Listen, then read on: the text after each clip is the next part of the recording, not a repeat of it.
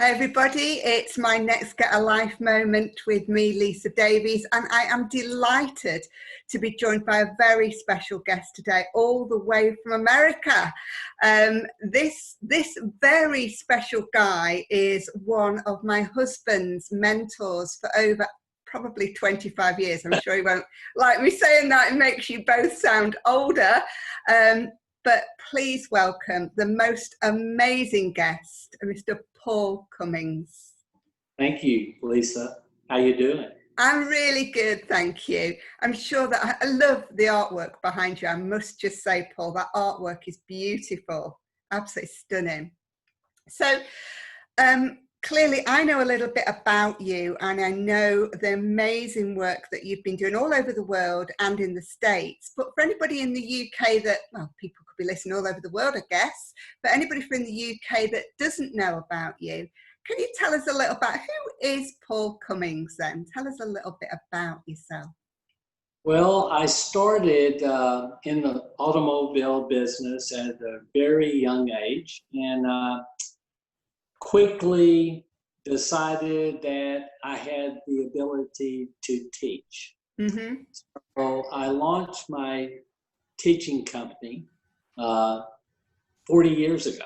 Wow. You don't look old enough. I know, I'm old. But I traveled all over the world. I spoke in 6 continents, 2.5 million people, 5,000 speaking engagements plus.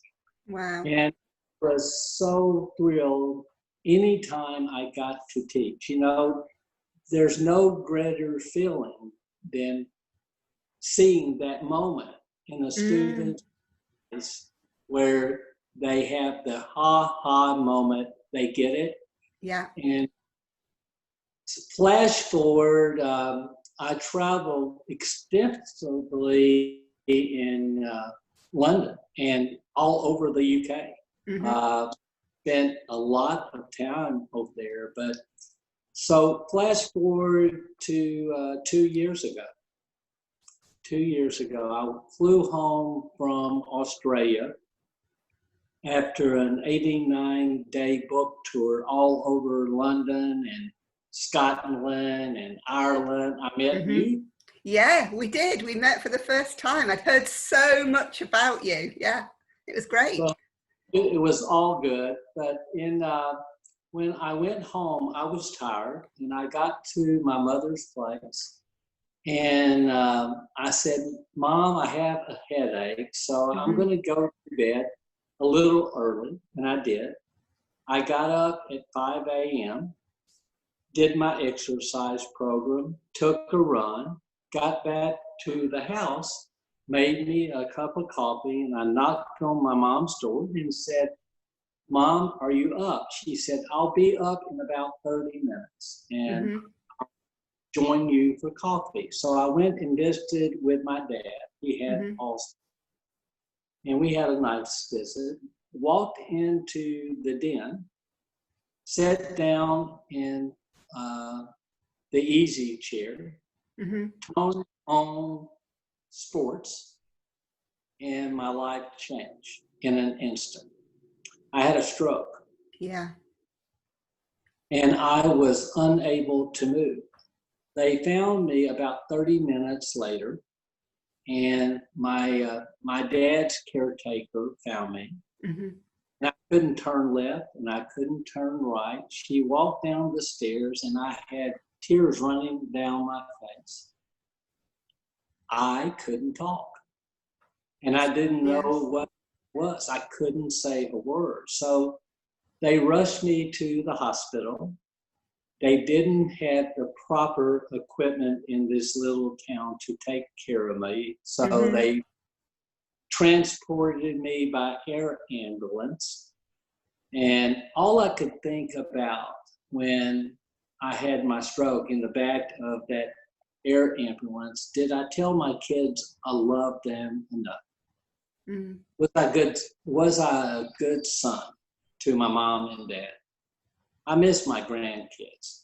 All the stuff that I had acquired didn't mean a thing. I was 5 for my life. And when I got to the hospital, they didn't know if I was going to make it. And they called my kids and they said, you better come quick. Mm. It was a serious stroke. And for the 3 weeks I was in and out of the hospital, they didn't do anything but predict my doom. Yeah. And they said in front of me and telling my kids, your dad will never, ever talk again. Wow. I mean, imagine that, you know, you have been somebody who has spoken for a living. Mm-hmm. You have inspired all of those people across the world. I mean, aside from anything else, I can't imagine what that must have been like. And for them to say that in front of you, your family, just, yeah. I can't imagine that. And I was sitting there with a pen in my hand, only able to say one word, and it was 11111. That's all I could say. Mm. I later found out I was saying I want to do something. I want to, but I was saying representing it as one. Common phase, common trait of aphasia. And people don't know what aphasia is. It's a language disorder where your entire communication system is wiped out. Yeah. There's no recovery. You can't get this communication system on the left side of your brain back. So I had to learn to talk all over again. I couldn't say a syllable. I couldn't make my mouth form the words. So if you can imagine, 61 years old, mm-hmm. The doctors say, I will never talk again. You will never read again. I will never write again. That always happens, yeah. It's okay. And I couldn't imagine they were telling my kids in front of me, I would never talk again, never read. So I took my pen and threw it at the neurologist's head and basically said, get out. Mm-hmm. What I've learned through this is anything is possible. Yeah. You know, I built my new way to talk on the right side of my brain. The brain is firing cells all the time. Yeah. You can learn every day.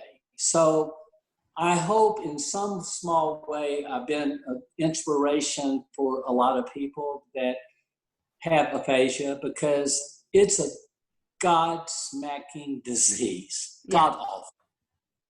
Now I've been watching your social media, and I'm also part of your group, and you've kind of made it your own personal mission with the level 10 Hope Exchange, to kind of bring this awareness of aphasia to the world and to inspire others that have been affected. So tell us about the level 10 Hope Exchange. Well, you know, when I looked at a lot of aphasia sites, a lot of stroke sites, and I realized I wanted to build a site that every single post makes a difference and provides hope. You participated in Project Hope, one of my most important things that I did. But every day I get up and I record a morning coffee segment every day. People have grown quite fond of it, you know, and just recently I launched my own talk show. I have something to say. Yeah. You know, thank God I have something to say now. So I have many amazing guests that have joined me this Monday. June the 15th, I have the most amazing guest, Sam Morris. You need to tune in. It's 11 o'clock Eastern. So what's that, like 4 o'clock? Yeah, 4 o'clock, yeah.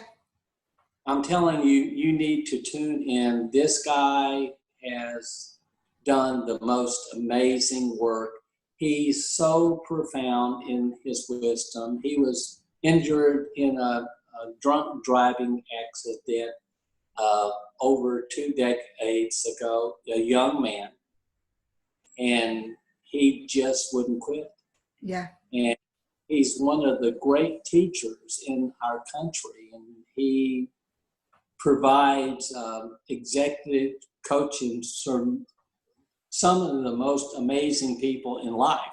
Wow. So I can't wait to have him on my show. So every day we just get up and we have one goal: to spread awareness. Because in England, by the way, it's a big problem in England. They have the second most per capita into any place on earth before aphasia. Wow. And there's no aphasia clinics full time that exist in the whole country of England. Wow. And am I right in thinking that it's not just caused by stroke? It could be caused by any head brain injury, so a road traffic accident or something of the like, or a fall from a horse or anything like that could cause aphasia. Oh, yes. Yeah. And there are multiple kinds. What I say all the time, if you met one person with aphasia, you met one person with aphasia, because it's all different. Yeah. So what got you through it? Because I mean, your whole life's work has been about that level 10, living a level 10 life. But what has got you through all of this? What is at the center, the core of this that's got you to this point? 3 things. My mom called me up 7 weeks in and said, I know you can listen, but you can't talk. It would be a shame if you didn't do the work. Suck it up, learn to talk.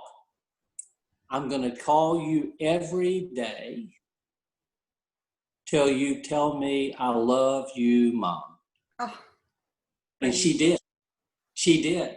And my mom died June 13th last year, and it knocked a hole in my soul. But she was my hero. That was one thing. She kicked my butt. And I would sit and think about, wow, I have taught people for years and years and years. I don't want to be a phony. I have to do this. I have to learn to talk again. Everything I said is forever. If you live a level 10 life, anything is possible. I don't want to be thought a phony. So I visualize that every day. And the last thing is practice, practice, practice, practice, practice relentlessly. Everything they told me I shouldn't do, I did. They told you have only practice an hour a day. You need to get rest, rest, rest. So I got up at 4 a.m., practiced till 8 a.m., went to class till 2 p.m., took an hour rest and practiced till 5 hours later. So I was practicing about 14 hours a day, nonstop. And the funny thing is, Lisa, I used all my work to revolutionize the ability to speak. Wow. Career. Everything I had done, and I said, I know this, I can do this. The belief grew, the confidence grew, and all of a sudden I was onto something. I surrounded myself with words, and every time I've added 32,000 words to my vocabulary since I had my stroke. Wow. And I'm done. Now, if that's not living at a level 10 life, I do not know what is. Wow, what an inspiration. So what do you feel your purpose is? It's like everything you had done up until that point was preparing you for this phase of your life. So what's your purpose now then? I just want to give back and spread awareness. You know, let me share a short story with you. I met a guy in my speech rehabilitation from named Bill, and he was struggling with talking, as we all were. One of my proudest moments when he stood up and read something from my fence post book that he couldn't read at all. And to give the ability to talk once again, you think about it. Yeah. Lisa, you are a flamboyant, you know, they didn't make many of you. No. Oh, so amazing. I love watching your videos. You know, John outkicked his coverage. Got really lucky. And I think he knows it. But anyway, you have enormous ability to reach people. You do. Thank and you. I can see it in your eyes, your smile. So for me, if you had to picture being without communication for just one day. Well, yeah, yeah. Oh, but you have all your intellect intact. It was a language disorder, not an intellect disorder. It's all up there, but it's jumbled. Yeah. Jumbled.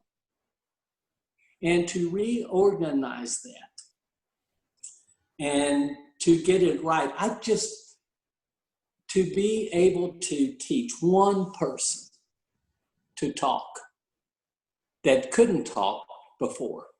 Wow, it's incredible. That's worth it, you know? Absolutely. Incredible, incredible. Now, I read your wonderful book, It All Matters, but I've got a sneaking suspicion I heard you say that you're working on another book. Is it The Stroke Didn't Get the Memo? That's it. And I've almost finished. I've learned some things in the last 2 years that I want to go back and make some edits. Things I thought were the case in my case weren't the case. So I have something else to say. Yeah. So I'm going to rewrite the introduction, and I hope to get it launched about mid-August. Yeah. Wow. August. Yeah. Well, I'm looking forward to that. It's been absolutely wonderful hearing your story, and I'm sure you will have inspired so many people. It's incredible the recovery that you've made, and then to take that and help other people, inspire other people. I bow down to you. It's absolutely incredible. Can I share 4 things with your audience before Absolutely. Remember that life's a gift. It's not a game. Yeah.